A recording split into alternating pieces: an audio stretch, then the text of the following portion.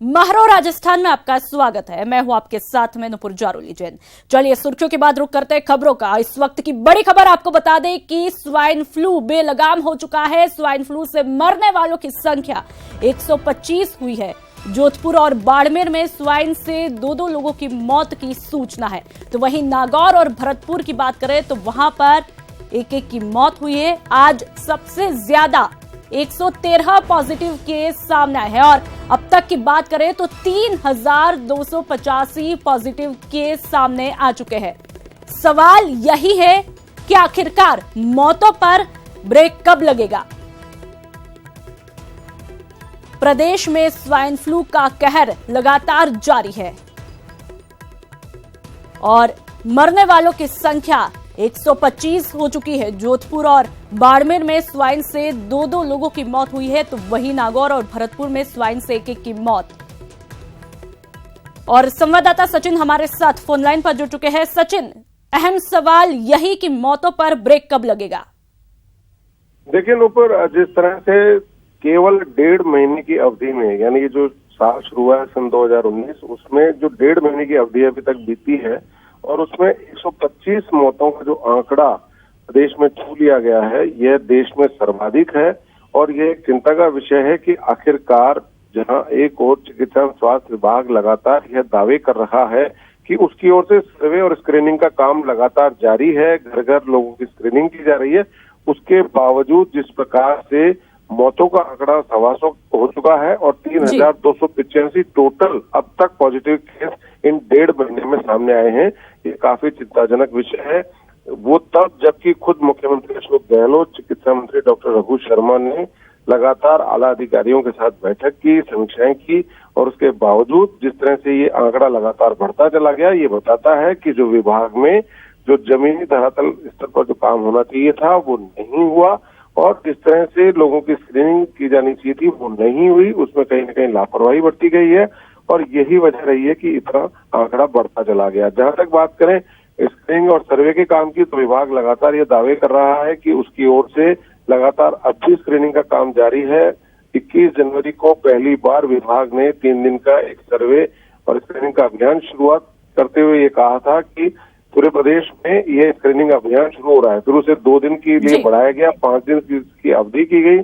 फिर उसके बाद दूसरे चरण में अभियान फिर एक बार शुरू हुआ, लेकिन ऐसा लगता है कि यह केवल औपचारिकता मात्र होकर के ही रह गया है और इसमें जिस तरह से गंभीरता से स्क्रीनिंग का काम कर देना चाहिए था वो नहीं किया गया और यही वजह रही कि मौतें लगातार बढ़ती चली गई। जी सचिन, आपने जिम्मेदार अधिकारियों से जानने की कोशिश की, आखिरकार चूक कहां पर देखने को मिल रही है। ये नुपुर, इसमें हमारी बात हुई थी अधिकारियों से। उनका ये कहना है कि जो तापमान का जो वेरिएशन है, यानी कभी अचानक जो है बहुत तेज सर्दी होती है, टेम्परेचर जो है वो 10 के नीचे चला जाता है, यानी सिंगल डिजिट में जब टेम्परेचर रहता है रात का, और दिन में जो तापमान है वो 25 जो है वो डिग्री सेल्सियस तक पहुंच जाता है। तो ऐसे में जो तापमान का जो वेरिएशन है बहुत अधिक जब वो रहता है, यानी 15 से 20 डिग्री का वेरिएशन जब होता है तो वायरस अत्यधिक सक्रिय होता है। और अभी एक बार जिस तरह से फिर जो बारिश हुई, ओले पड़े पूरे प्रदेश में जिस तरह से, तो उससे जो नमी का माहौल बना है उसमें वायरस को काफी एक्टिवेट होने के लिए एक बहुत ही अच्छा माहौल दिया है, उसमें एक अच्छा वातावरण दिया है, जिसकी वजह से लोग चपेट में आए हैं। एक बात यह भी है कि प्रदेश में जो लोग हैं वो जब तक खुद सक्रिय नहीं होंगे, खुद सजग नहीं होंगे, किसी भी खांसी जुकाम के लक्षण को अगर उनके हैं तो वो उससे जब तक गंभीरता से लेते हैं, उसकी जांच नहीं कराएंगे, तब तक स्वाइन फ्लू पर कंट्रोल पाना संभव नहीं है। जी सचिन, साथ ही अस्पताल की व्यवस्थाओं की जमीनी हकीकत जाने तो वहां पर किस तरह की व्यवस्था है। देखिए, अस्पतालों की अगर हम बात करें तो लगातार मुख्यमंत्री ने भी ये बात कही थी कि जो प्राथमिक स्वास्थ्य केंद्र है वहां तो तमाम तरह की समीक्षाएं लगातार की जा रही है, सर्वे लगातार हो रहे हैं, लेकिन उन सर्वों का असर मौत के आंकड़ों पर पड़ता हुआ नहीं दिखाई दे रहा है। तमाम जानकारियों के लिए सचिन बहुत बहुत शुक्रिया।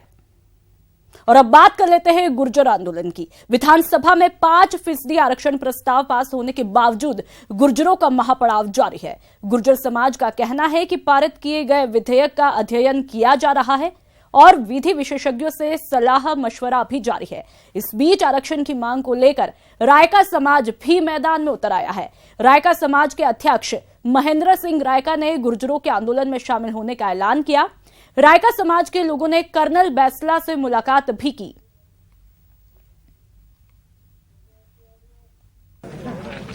5% आरक्षण की मांग को लेकर गुर्जर समाज का 7 दिन से महापड़ाव जारी है। इस महापड़ाव में एक तरफ दिल्ली मुंबई रेलवे ट्रैक जाम है, कई प्रदेश के हाईवे जाम है, तो सरकार ने इंटरनेट जाम कर दिया। जाम की इस लड़ाई में आम आवाम परेशान है। सरकार ने मसौदा तैयार किया, मसौदा तैयार करके गुर्जर आरक्षण संघर्ष समिति के पास भेजा।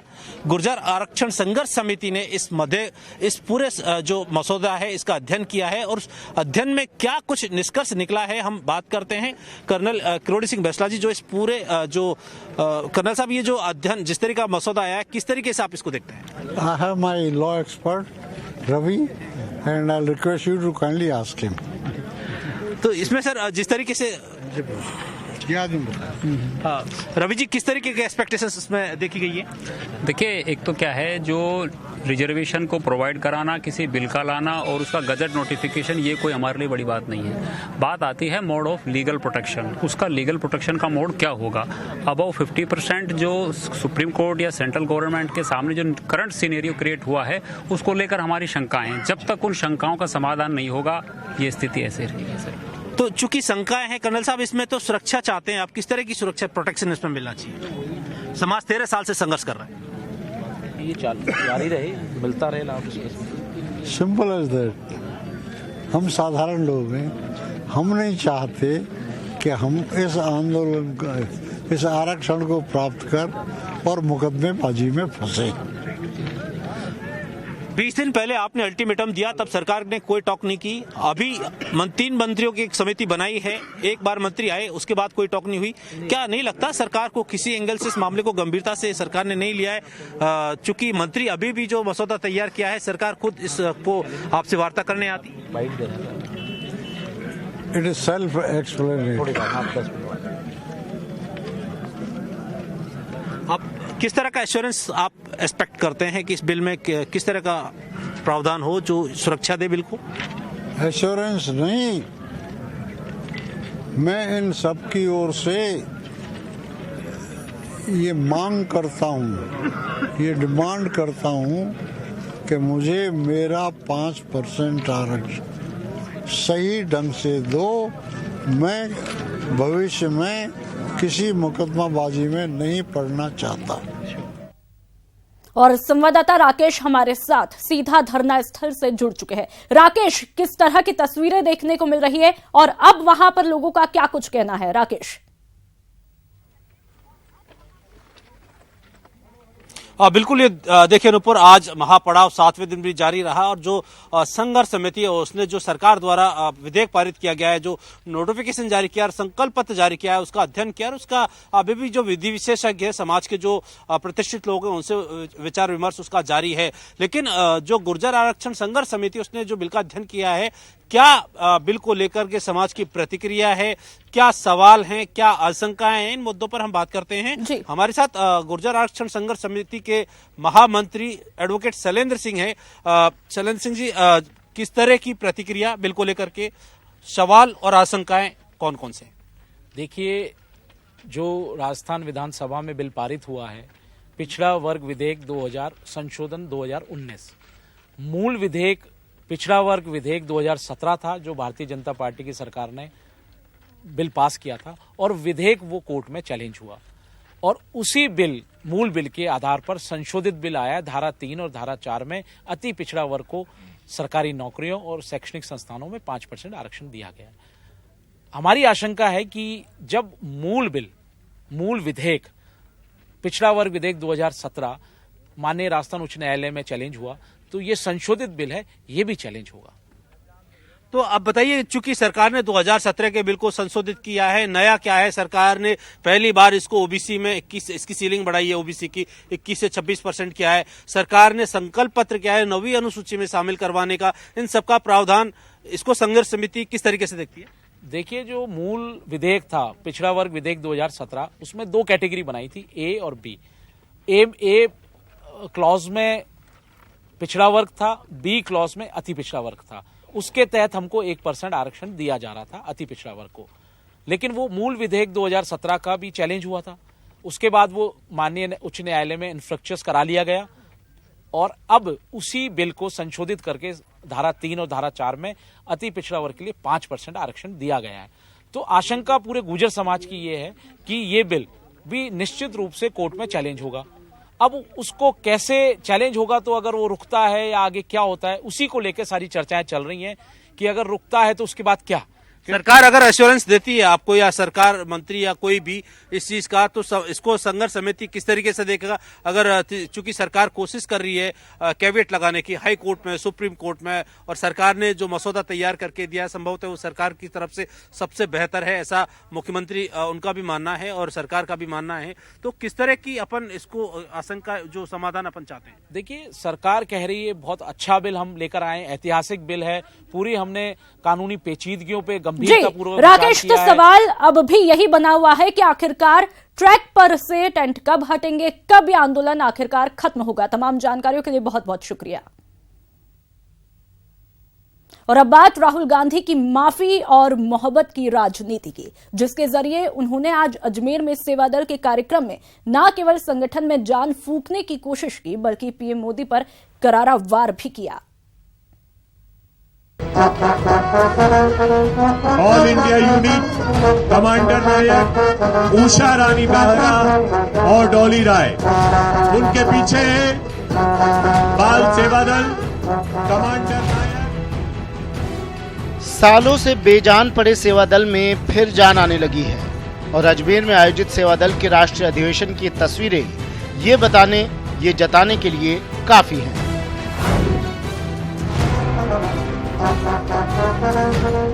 ऑल इंडिया यूनिट कमांडर नायक उषा रानी बात्रा और डॉली राय। जिस सेवा दल से अंग्रेज भी डरा करते थे, उस सेवा दल को आरएसएस से मुकाबले के लिए तैयार करने में जुटे कांग्रेस अध्यक्ष राहुल गांधी ने सेवा दल की उपेक्षा पर एक दो नहीं कई बार माफी मांगी। मैं आपसे माफी इसलिए मांग रहा हूं क्योंकि जो आपकी जगह है, कांग्रेस पार्टी के परिवार में जो आपकी जगह है, जो आपको आदर मिलना चाहिए, वो आदर आपको नहीं मिला है।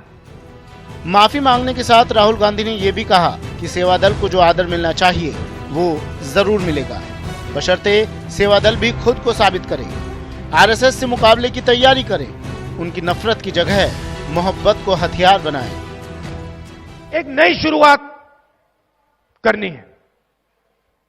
कांग्रेस पार्टी सेवा दल को अपना सबसे जरूरी संगठन मान के चलेगी, मगर सेवा दल कांग्रेस पार्टी का सबसे मजबूत संगठन बन के दिखाएगी। आपको आरएसएस के खिलाफ पूरे दम से, जहां वो नफरत फैलाते हैं वहां आप प्यार फैलाओ, जहां लाठी चलाते हैं आप जाके गले लगो। राहुल अच्छी तरह से जानते हैं बीजेपी से लड़ना है तो आरएसएस के खिलाफ सेवा दल को मजबूत करना होगा, और इसी मकसद से वो सेवा दल के सदस्यों से माफी मांग रहे हैं, उन्हें नफरत की जगह मोहब्बत का पाठ पढ़ा रहे हैं। रही बात पीएम मोदी पर हमले की, तो उसका सिलसिला अजमेर के इस मंच पर भी नजर आया। किसान आत्महत्या करे तो ठीक है,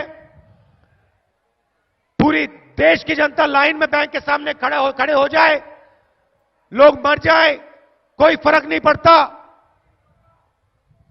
गब्बर सिंह टैक्स लागू करना है तो करेंगे, 5 टैक्स लागू करेंगे, कोई फर्क नहीं पड़ता किसको नुकसान हो किसको ना नुकसान हो। चौकीदार,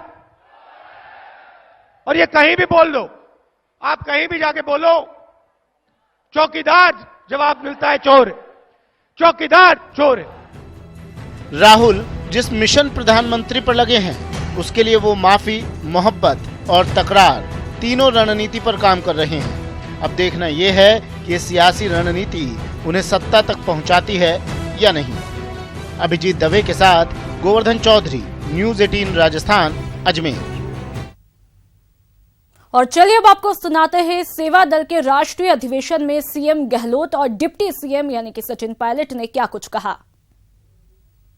जो हालात देश में हैं, अभी सचिन पायलट जी कह रहे थे किस प्रकार के हालातों में हमें उस चुनौती को स्वीकार करना है, किस प्रकार से हमें आने वाले चुनाव के अंदर अपनी भागीदारी निभानी है, देश में आज जो घृणा का माहौल बना रखा है, अविश्वास का है, नफरत का है, संवेदनहीनता का है, हिंसा का माहौल है, उसका मुकाबला हमें करना है और हमें करने में दमखम हम लोगों में। हमारी लड़ाई विचारधारा की है, सिद्धांतों की, नीतियों की लड़ाई है और वो हम जम के लड़ेंगे और अंतिम विजय सत्य की होगी। और सत्य राहुल गांधी के साथ में, कांग्रेस के साथ में मैं आपको निवेदन करना चाहता हूं। पंडित नेहरू से लेकर आज तक कांग्रेस ने, सेवा दल ने, हमारी विचारधारा ने देश को कुछ दिया है, देश को जोड़ने का काम किया है। और टकराव की राजनीति, जहर की राजनीति, आपस में लोगों को लड़ाने की राजनीति, ऐसी राजनीति करने वाले लोग आज दिल्ली में बैठे हैं। उनको सत्ता से बाहर निकालने का काम हम सबका मिलकर काम करने का एक उद्देश्य बनना चाहिए। अजमेर में सेवा दल के कार्यक्रम में कांग्रेस के राष्ट्रीय अध्यक्ष राहुल गांधी के बयान पर प्रदेश बीजेपी अध्यक्ष मदन लाल सैनी ने पलटवार किया है। सैनी ने कहा कि आरएसएस नफरत नहीं फैलाता है, लेकिन कांग्रेस देश में झूठ प्रचारित करती है। सैनी ने कांग्रेस पर आरोप लगाया कि देश के बंटवारे और कश्मीर समस्या के लिए कांग्रेस पार्टी जिम्मेदार है। देश के विभाजन के बाद कबायलियों ने जब पाकिस्तान के छद्मवेश वेश में सेना आई, कश्मीर पर कब्जा करने की कोशिश की, उस समय हवाई अड्डा तैयार करने की बात थी, हमारा थल मार्ग कट गया था। उस समय कांग्रेस का कौन सा व्यक्ति था, सेवा दल का कौन व्यक्ति था जिसने एक भी आदमी ने वहां जाकर काम करने की बात नहीं करता हूं, देखा भी हो। जब हमारी 32 पेटियां पाकिस्तान की सीमा में गिर गई हमारी भूल से, उसको लाने का जब काम सवाल खड़ा हुआ, कांग्रेस का और सेवा दल का एक भी व्यक्ति तैयार नहीं हुआ। चलती हुई गोलियों के बीच में कौन। जयपुर से भीलवाड़ा के लिए नई बस सेवा शुरू हुई है। हालांकि इस बस के शुरू होने से सबसे ज्यादा ग्रामीण क्षेत्रों के लोगों में उत्साह है। केकड़ी पिपलाज होते हुए ये बस भीलवाड़ा पहुंची। आज पिपलाज में बस के पहुंचने पर लोगों में उत्साह देखते ही बन रहा था। ग्रामीणों ने बकायदा ढोल नगाड़ों के साथ बस का स्वागत किया। गौरतलब है कि लंबे समय से इस रूट की बस की मांग उठ रही थी यहां पर, और लेकिन सरकार बदलने के कारण प्रक्रिया वहीं पर रुक गई थी। और लेकिन अब आदेश के बाद जब बस सेवा शुरू हुई तो लोगों की खुशी देखने लायक थी। अब पिपलाज, खेड़ा, आमली, गोठड़ा और कजोड़िया के यात्री सीधे जयपुर और भीलवाड़ा के लिए रोडवेज से सफर कर पाएंगे। प्रदेश की स्कूली शिक्षा के पाठ्यक्रम में बड़े बदलाव किए जाएंगे और इसको लेकर सरकार ने कमेटी का गठन भी किया है, जिसकी रिपोर्ट के आधार पर सरकार आगे फैसला लेगी।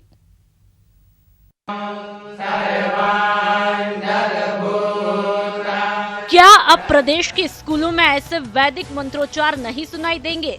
ये सवाल इसलिए कि गहलोत सरकार ने स्कूली शिक्षा के पाठ्यक्रम में बदलाव के लिए समिति का गठन कर दिया है। पाठ्यक्रम के लिए समिति का गठन कर दिया गया है और अगले मंडे से पहले इसके ऊपर जो भी समिति का निर्णय आएगा उसके हिसाब से हम लोग आगे बढ़ेंगे। 2013 में सत्ता में आने के बाद वसुंधरा सरकार ने पाठ्यक्रम में कई बदलाव किए। वीर दुर्गादास राठौड़, महाराजा सूरजमल सहित कई वीर वीरांगनाओं की जीवनी शामिल की गई। अकबर के आगे से महान शब्द हटाया गया। दीनदयाल उपाध्याय, श्याम प्रसाद मुखर्जी, वीर सावरकर को भी पाठ्यक्रम में जगह दी गई। लेकिन गहलोत सरकार को इस पाठ्यक्रम में भगवाकरण की बू आ रही है। 5 साल में इन लोगों ने एक राजनीतिक दुर्भावना के साथ या अपनी राजनीतिक हित साधने के लिए किया है। उसमें कोई भी विषय हो, चाहे पाठ्यक्रम का हो, चाहे ड्रेस का हो, चाहे साइकिल के कलर का हो, चाहे कोई अन्य विषय हो, उन सब के ऊपर विस्तृत समीक्षा करवाई जा रही है। और जो भी समीक्षा के उपरांत निकल करके आएगा उसको माननीय मुख्यमंत्री जी से एक रोड मैप के साथ हम लोग मिलेंगे और मिल करके जो भी उचित होगा वो निर्णय लिया जाएगा। हालांकि सरकार की इस कवायद पर बीजेपी ने सवाल उठाए हैं। वैसे रिव्यू तो शायद इनकी मुझे 2009 की बात ध्यान आती है, जब तत्कालीन शिक्षा मंत्री ने सुभाष चंद्र बोस, डॉक्टर अंबेडकर और बाकी महापुरुषों के नाम पर स्याही पोती थी और इनके नाम हटा दिए थे। ये उसी को गुणवत्ता कहते हैं, भारतीय संस्कृति कहते हैं, तो मेरी समझ में नहीं आता। जब हमने इन महापुरुषों के नाम जोड़े हैं, मैं तो साफ कहा कि भाई अकबर महान के पाठ को हमने हटाया है, महाराणा प्रताप के महान का पाठ हमने जोड़ा है। तो ये कम से कम स्पष्ट तो करें कि ये किसको जो है भगवाकरण कहते हैं। क्या सुभाष चंद्र बोस या वीर सावरकर के नाम को जोड़ना भगवाकरण है? लोकसभा चुनाव से पहले कांग्रेस अपनी सेकुलर छवि को निखारने का कोई भी मौका नहीं चूकना चाहती है। स्कूली पाठ्यक्रमों में आमूल चूल बदलाव इसी कवायद का एक हिस्सा हो सकता है। पाठ्यक्रम में बदलाव तो महज बहाना है। गहलोत सरकार का असली मकसद सेकुलर वोटरों को साधना है ताकि लोकसभा चुनाव में इसका फायदा मिल सके। मगर जैसे ही पाठ्यक्रम में बदलाव होगा, बीजेपी भी इस पर खूब हाय तौबा मचाएगी, क्योंकि उसको भी इस मसले पर खूब राजनीति करनी है। कैमरा पर्सन बीनू के साथ बाबूलाल धायल, न्यूज़ 18। प्रदेश की मौजूदा सरकार एक्सीडेंटल सरकार है और लोकसभा चुनाव में फिर बीजेपी ही हीरो बनकर लौटेगी। उदयपुर में आयोजित शक्ति केंद्र संयोजकों के सम्मेलन में केंद्रीय मंत्री और राजस्थान प्रभारी प्रकाश जावड़ेकर ने यह दावा किया है।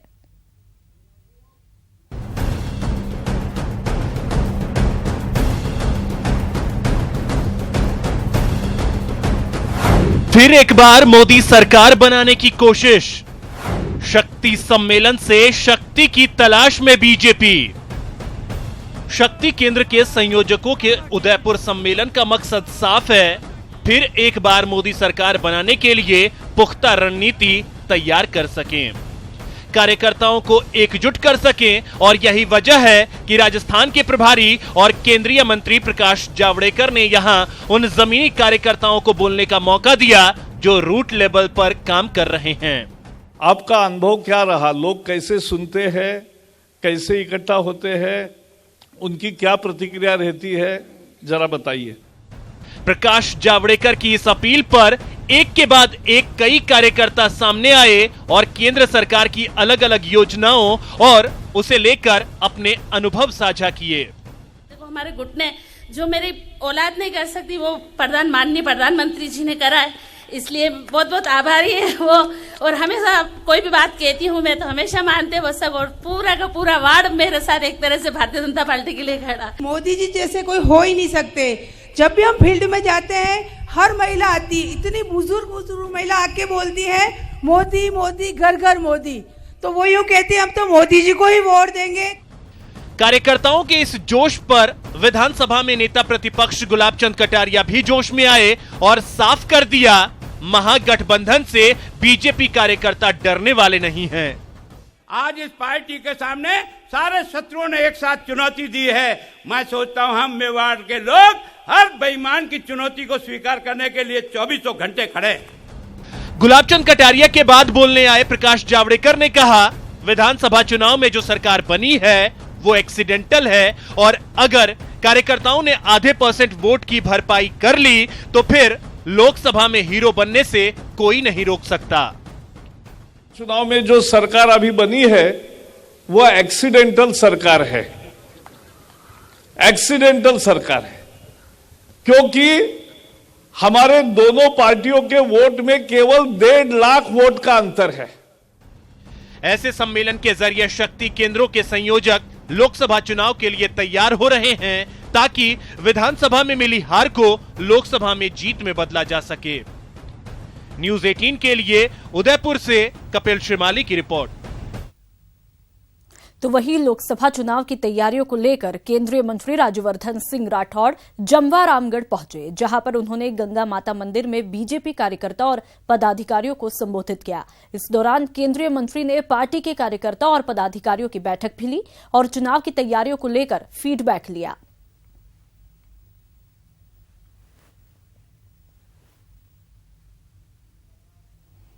सत्ता बदलने के साथ ही नौकरशाहों का तबादला परंपरा बनती जा रही है। प्रदेश में भी कांग्रेस सरकार के आते ही तबादलों का दौर चल पड़ा है। आलम यह है कि 2 महीनों में ही कई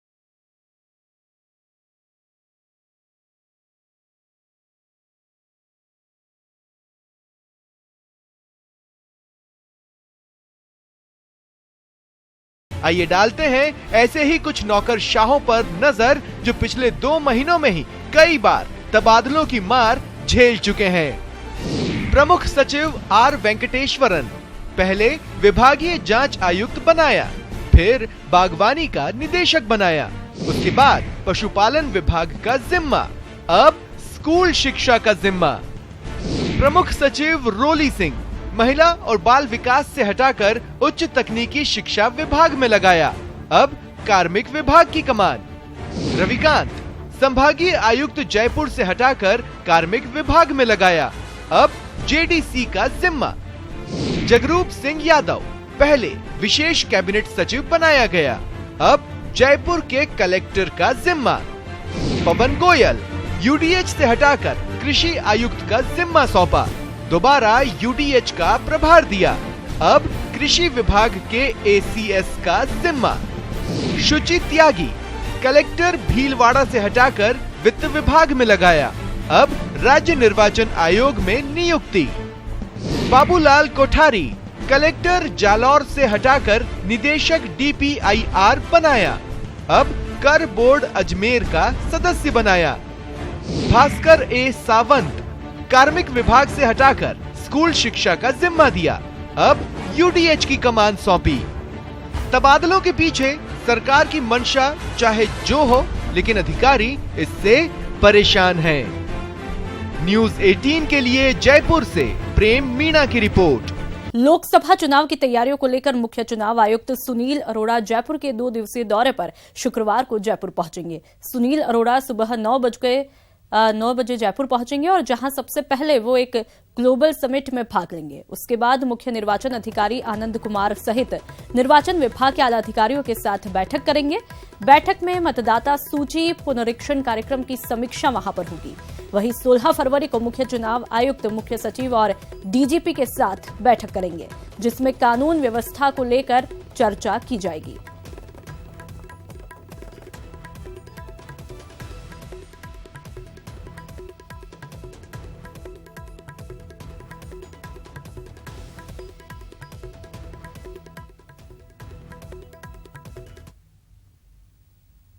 और अब आपको मिलवाते हैं आज के जननायक से, जिनसे जनता को आस है।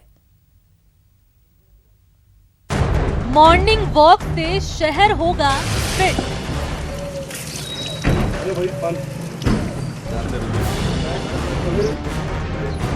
सावधान, कलेक्टर साहब राउंड पर हैं। लाखों लीटर पानी बह रहा है, आपको जो फोटो मॉर्निंग वॉक भी, सफाई का जायजा भी। देखिए यहाँ पे रहता है ऐसे, और ये ऐसे ऐसे पूरा हो जाता है कभी कभी। सावधान, कलेक्टर साहब राउंड पर हैं। आते हो यहाँ पे, ये आते हैं तो अब यहाँ से आप कचरा नहीं मिलो। देख लीजिए, ये आज के जननायक हैं, जो खुद भी फिट रहना चाहते हैं और शहर को भी। ये रील नहीं, रियल स्टोरी है। लोगों की समस्याएं सुनते और ऑन स्पॉट ही उनका समाधान निकालते। ये बीकानेर की कलेक्टर कुमार पाल गौतम है। निकले तो थे मॉर्निंग वॉक पर, लेकिन इस दौरान भी शहर की सुंदरता को सुधारने में जुटे रहे। देखिए, जो निरीक्षण है वो रेगुलर टाइप से हम कर रहे हैं। तो शहर में साफ सफाई रहे, सड़कें ठीक रहें, बिजली के तार ऊपर रहें, पानी की व्यवस्था सुचारू हो, इनको सभी अधिकारियों के साथ देखा है। अभी यहाँ पे एक शादियों का सीज़न भी आने वाला है, जो काफ़ी फेमस है यहाँ का सांस्कृतिक रूप से, उसके मद्देनज़र भी देखा है। तो सभी अधिकारियों को इसमें निर्देश भी दिए हैं, जल्दी ही इनको सब टेकअप कर लें। ऐसा कलेक्टर कभी आज तक आया नहीं है, और हर जगह साफ़ सफाई होना, हर जगह मतलब ट्रैफिक व्यवस्था है उसको सुधार रहे हैं। तो बीकानेर में अच्छा काम हो रहा है और लोग इनकी बहुत ज़्यादा सराहना कर रहे हैं। ये बीकानेर वासियों के लिए बहुत अच्छा। सभी सक्रिय हो गए हैं सारे अधिकारी, क्योंकि उनमें भय रहता है कि कलेक्टर साहब कभी भी हमारे यहाँ निरीक्षण करने के लिए आ सकते हैं। बीकानेर के जननायक से मिल लिए, अब झुंझुनू के जननायक से मिलिए। रवि जैन वैसे किसी परिचय के मोहताज नहीं। जयपुर नगर निगम कमिश्नर रहते हुए रवि जैन ने शहर की सुंदरता पर विशेष ध्यान दिया था। अब जब झुंझुनू के कलेक्टर की जिम्मेदारी संभाली है, तो अंदाज वही पुराना है। झुंझुनू शहर की सुविधाओं का विस्तार और व्यवस्थित करने के लिए जी जान लगाए हुए हैं। शहर का हाल जानने के लिए पैदल ही निकल जाते हैं, पग पग सुविधाओं का हाल देखते हैं और फौरन सुधार के लिए उपाय भी करते हैं। कलेक्टर रेजिडेंस से स्टार्ट होकर मैंने पैदल ही मंडावा सर्किल तक और उसके बाद में मंडावा रोड में स्पोर्ट्स स्टेडियम तक भ्रमण किया है, जिसमें जगह जगह मैंने नगर परिषद को निर्देश दिए हैं कि सड़क के किनारे जहां पर भी मिट्टी है वहां पर वो आइदर इंटरलॉकिंग टाइल्स या सीमेंट कंक्रीट रोड बनाएं।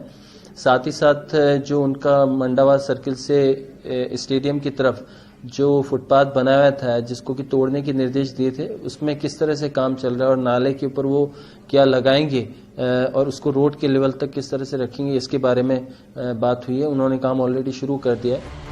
साफ है सूबे में ऐसे ही जननायक की जरूरत है ताकि पर्यटकों की स्थली मरुधरा में हर शहर चकाचक नजर आए।